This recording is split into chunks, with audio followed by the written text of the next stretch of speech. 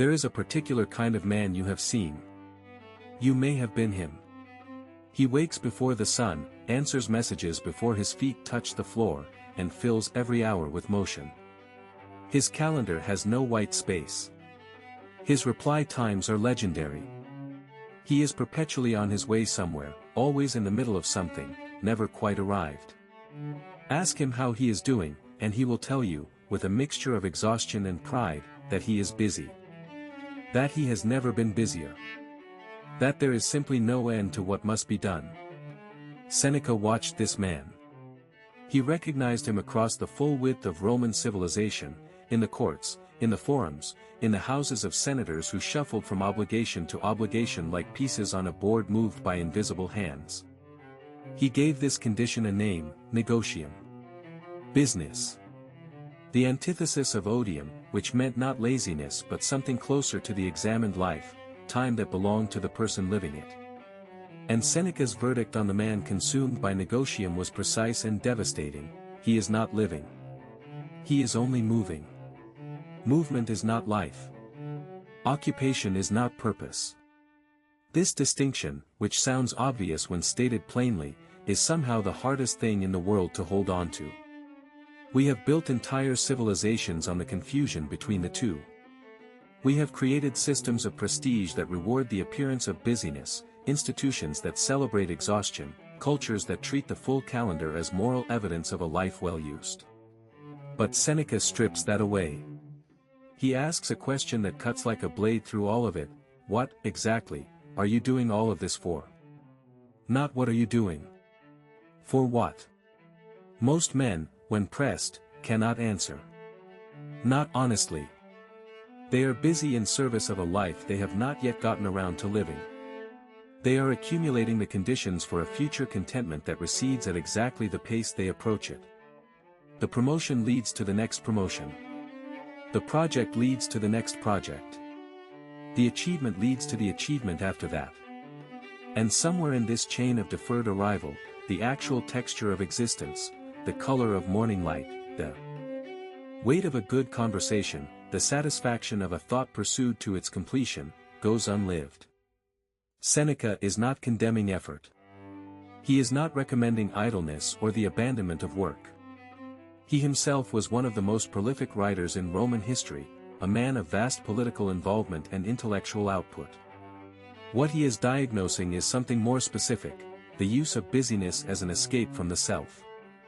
The man of perpetual negotium is often fleeing something.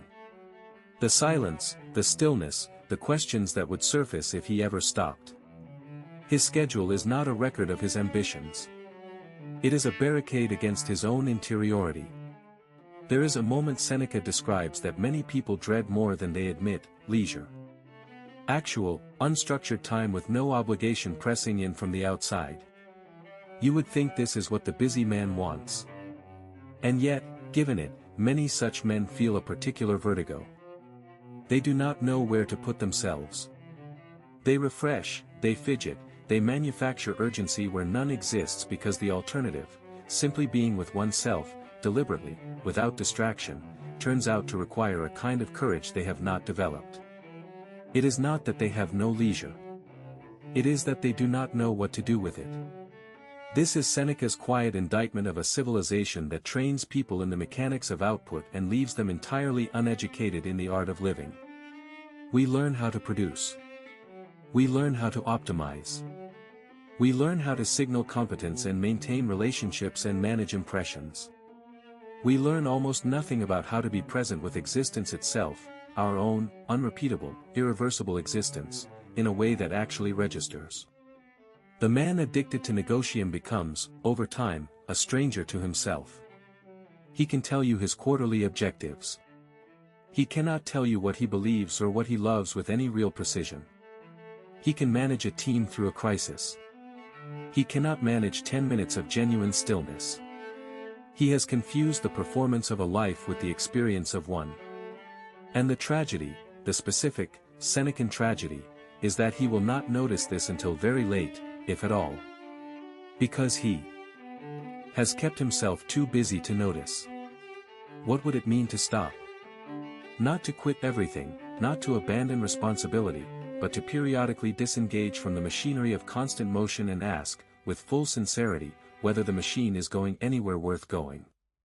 Whether the motion is carrying you towards something or simply away from the question. This is the discipline Seneca recommends, and it is far harder than it sounds. It requires resisting every cultural signal that validates activity as inherently good. It requires sitting with the discomfort of the open afternoon. It requires learning to inhabit your own hours rather than merely fill them. The Romans had a phrase for it, recede in te ipsi, withdraw into yourself. Not as a permanent retreat, but as a regular practice. The way a craftsman steps back from the work to see it whole. The man consumed by negotium never steps back. He is always at the bench, always hammering, and he has long since forgotten what he was trying to build. Consider what is lost in this. Not just years in the abstract, but days of actual texture. The conversations that never happened because there was no room in the schedule. The ideas that never developed because they were crowded out by logistics. The relationships that remained shallow because depth requires the one resource that was always being spent elsewhere, time, unhurried, given freely to what matters. Seneca asks you to take account. Not a financial account, not a professional one, but a temporal one. How much of what you do today was chosen by you? How much was inherited, expected, defaulted into, drifted toward without decision? How much of your week bears the actual signature of your own judgment about what constitutes a good life? For most people, the honest answer is disturbing. Not because they are evil or foolish, but because no one taught them that this accounting was necessary. No one told them that the hours were going and that going was not the same as living. The busy man will not understand any of this until he stops. And stopping, it turns out, is the bravest thing he could do. Dum differtur vita transcurrit. While we are putting things off, life speeds by.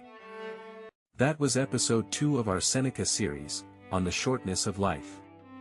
The truly busy man is not rare. He is the norm. Seneca's question is whether you are willing to be otherwise. In episode 3, we go deeper, into what it actually means to reclaim your time, and why most people never do. Subscribe to StoicForge so you don't miss it. Like this video if Seneca made you think. This is StoicForge. Ancient wisdom. Modern edge.